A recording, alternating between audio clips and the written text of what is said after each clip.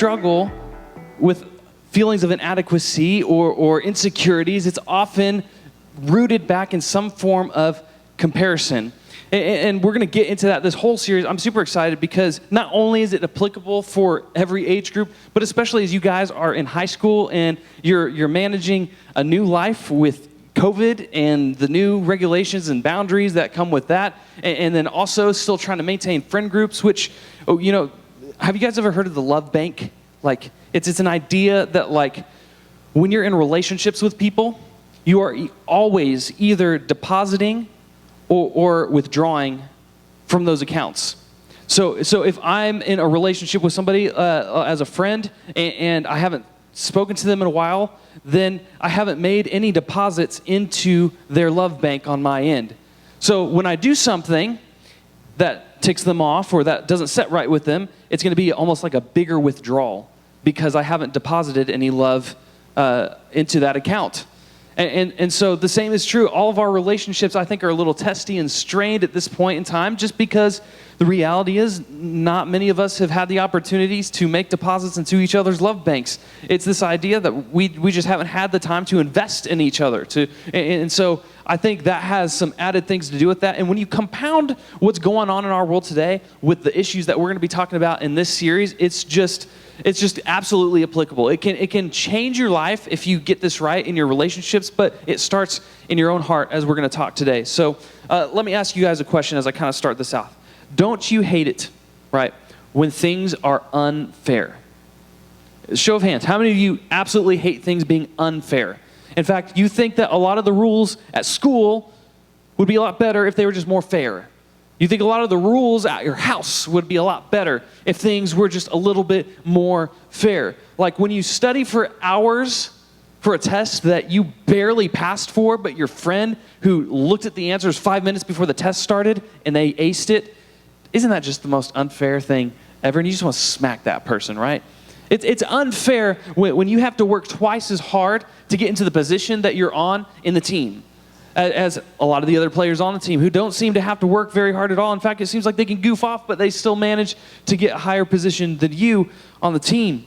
Unfair. I could keep going forever and ever and ever, but you guys get it. None of us like to be in situations that just seem unfair. It makes life more difficult.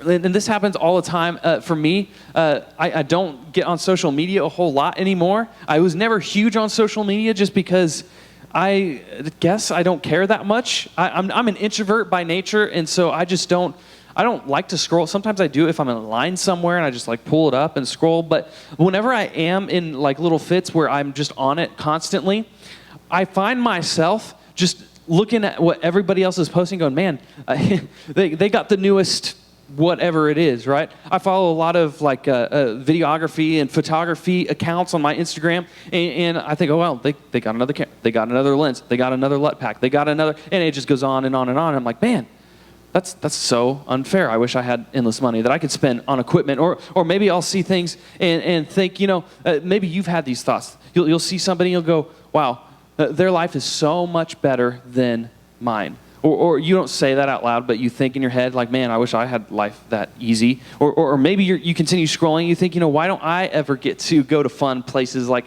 these people go? Their families go on nice vacations. You know, how come I never get to do that? And you guys know what I'm talking about. You can go from feeling great about things 1 second to the next second feeling like, wow, I'm just living in the pits. I don't have any, right? And it's just because social media kind of gives us the opportunity to just look at life in a completely different way than any other generation in history. I know you guys have heard that, but I don't think we recognize how much it affects us on the daily. And you know, in addition to when you see this and you think like maybe it's not fair, maybe it makes you disappointed in your own life, maybe it makes you frustrated, maybe it makes you feel hopeless. I don't know what it is, but maybe there's something that triggers inside your brain that you don't always identify right away, but you know that it leaves you feeling unsettled. And what it leads us to do is to make this very poor assumption, is we start to assume that other people have the perfect life. And I know we all know that, you know, everybody's social accounts are just the highlight reel. They're not like, you know, because nobody's going to post the bad stuff unless it's your spam account and only like 10 people follow it. But most of the time, what you're seeing of your friends, what you're seeing of your peers, what you're seeing of anybody else that you know in your circle of influence, when you see what they're posting, we know, right, that that's not the whole story, but when that's all that we see, sometimes we just assume ourselves and trick ourselves into thinking that everybody else has a perfect life when I'm stuck here in my issues, that everybody else's life looks better. They look better, right? We recognize a familiar reality that their life is greater than my life. And this is the real temptation. This is the real struggle I think many of us recognize. And maybe if it's not consciously, but on a subconscious level, we start to feel less than ourselves because of the constant feeding of our souls that we do with our phones and social media in particular. But when we feel less than, it's typical to respond in one of the following ways. But either we overachieve because we see what everybody else is doing. We're like, oh, well, I can do it better, or I think I can do that. And so we start to just work really hard, and the comparison has almost become a motivation for us. And so we push ourselves harder and harder and harder. But as soon as we achieve the level we were trying to achieve, then suddenly we see the next person that they've achieved the next level, and you're like, oh, well, now I've got to go and achieve the next level, right? Just as like nature, we look at this, and we all of a sudden feel insufficient. Or maybe we respond in another way when we just do nothing. We see what other people are doing. We're like, I'm not even going to try. Because if I try, I might fail. And if I fail, then I don't know if I can deal with that right now. It's too much on my plate. And so sometimes we just opt out to do nothing. But no matter how we perceive these kinds of situations, I think we all struggle to play over and over again in our minds.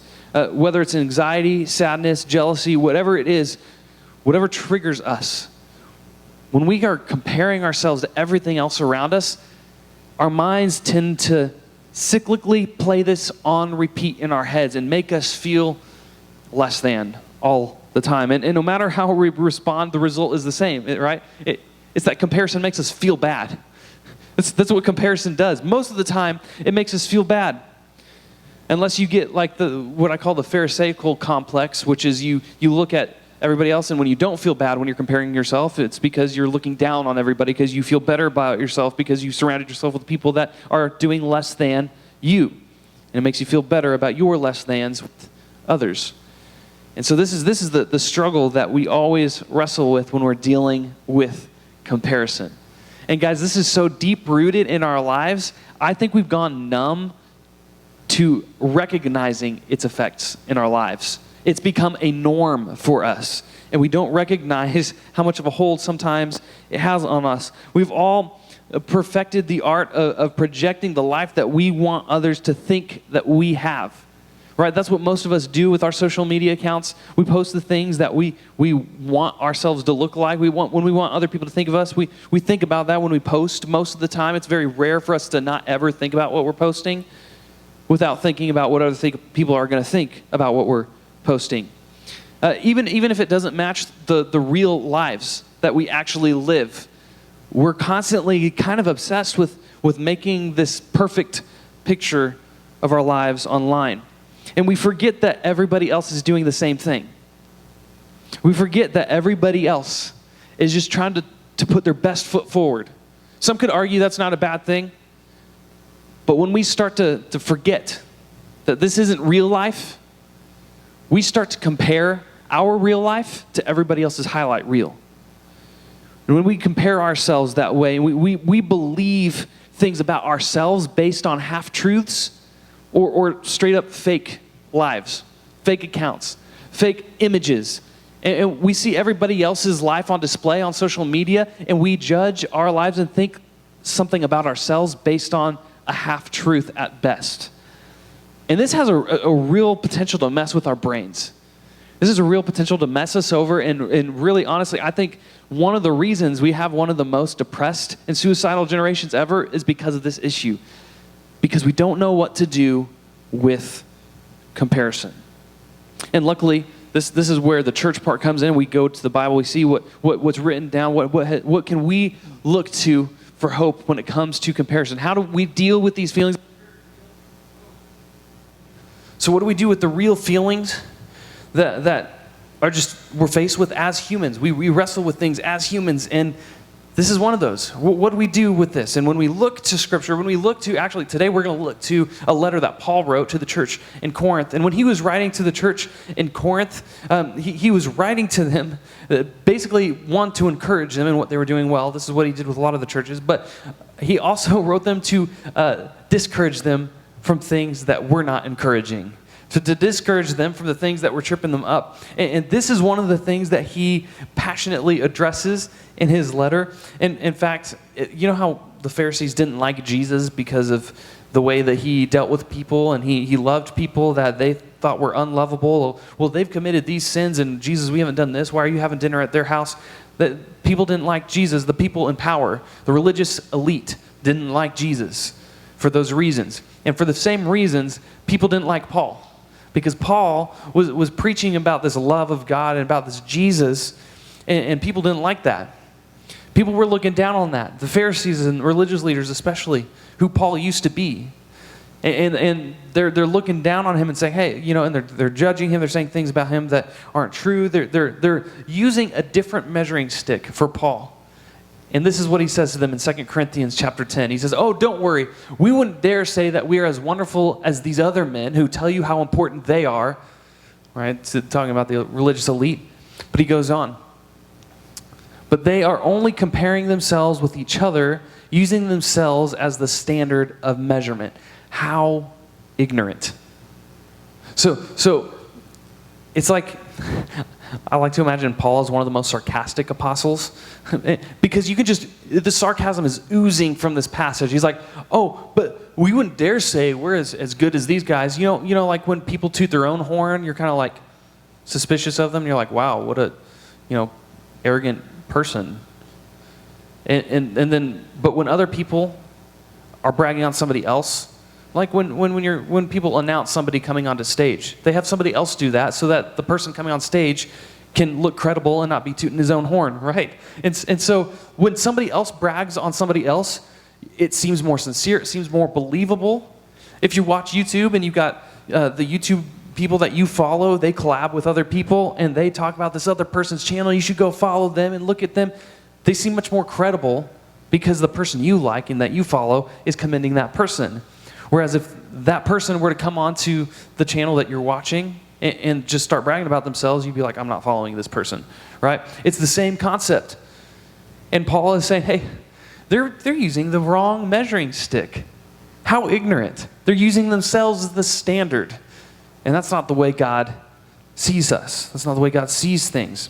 It's absolutely ridiculous to let your behavior in life be based on a comparison of someone else's behavior or their life.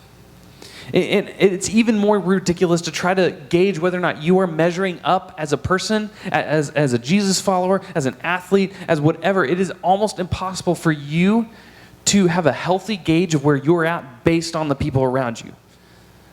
Because you could be, and you know this because we do this in our heads, you could be in a room where you're the smartest person and you think that a C+ is great, right? But you could be put in a room where everybody else maybe just works a lot harder than you and they make better grades than you, and you'll think, wow, I must not be very smart. When neither of those situations, that could be the truth. There's a lot of factors that go into that, and you're not being measured by how everybody else does. You're being measured by how you do, and this is the same concept. And so the fact that we base our own self-worth based on what we see in other people, it's a dangerous bit of power to give to the people around you for your own mental health and for in your relationship with God. So comparing yourself with others, it's just pointless. It's a game you'll never win.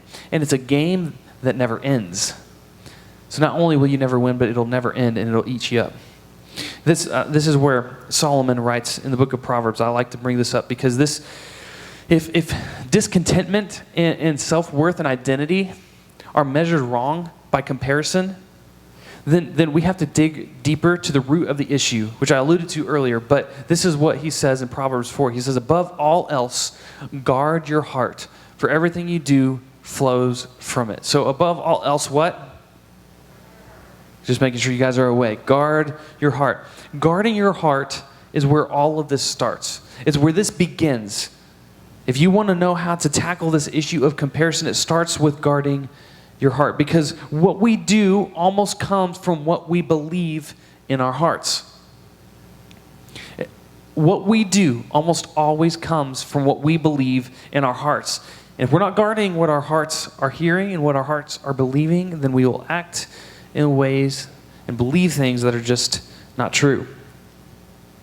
The opposite, one of the quickest ways to destroy our hearts is comparison. So here's the truth for this week. Okay? Don't compare your worth to their posts. What I mean by that is don't compare who you are as a person or your accomplishments based on what you see in the highlight reel of everybody else's life. And even take social media out of it. You're sitting in a class. You only see the highlight reel of what you interact with. You don't get to see the deeper level with 90% of your peers, if not more. You don't get to go home with them and see their home life.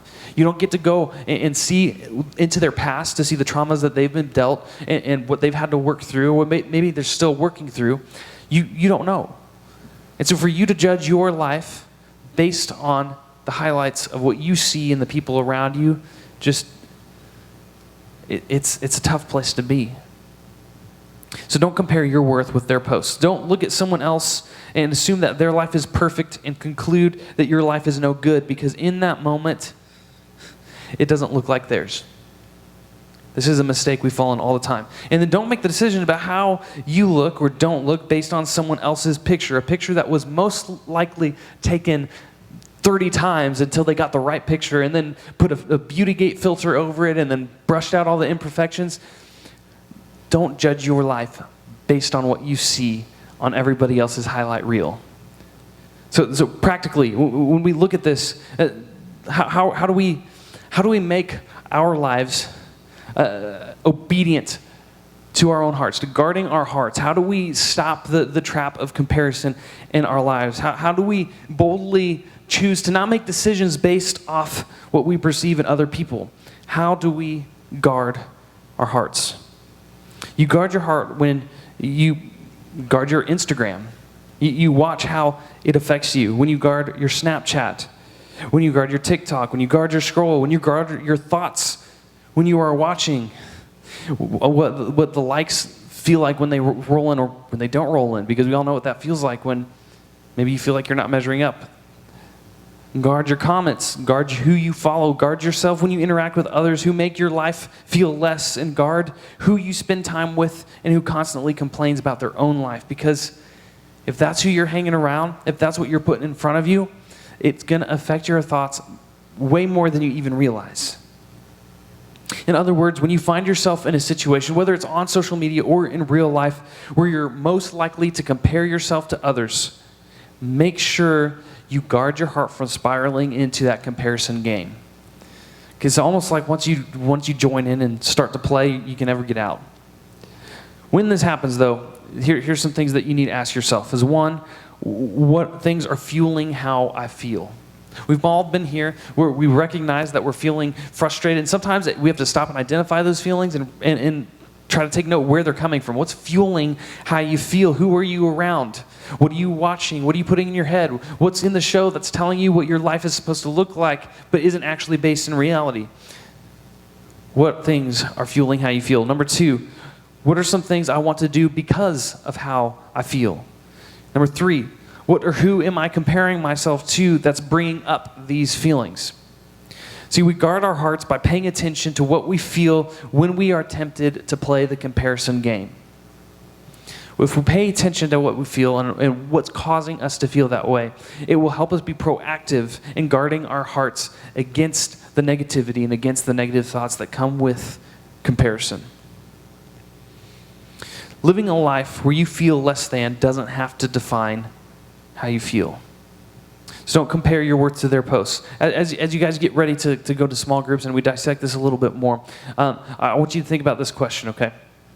As you go to your small groups, what would it look like if you began to guard your heart when it comes to comparing your life to others? What would it look like if you began to guard your heart when it came to comparing your life to others? I'm going to pray for you guys, and then we'll dismiss into our small groups.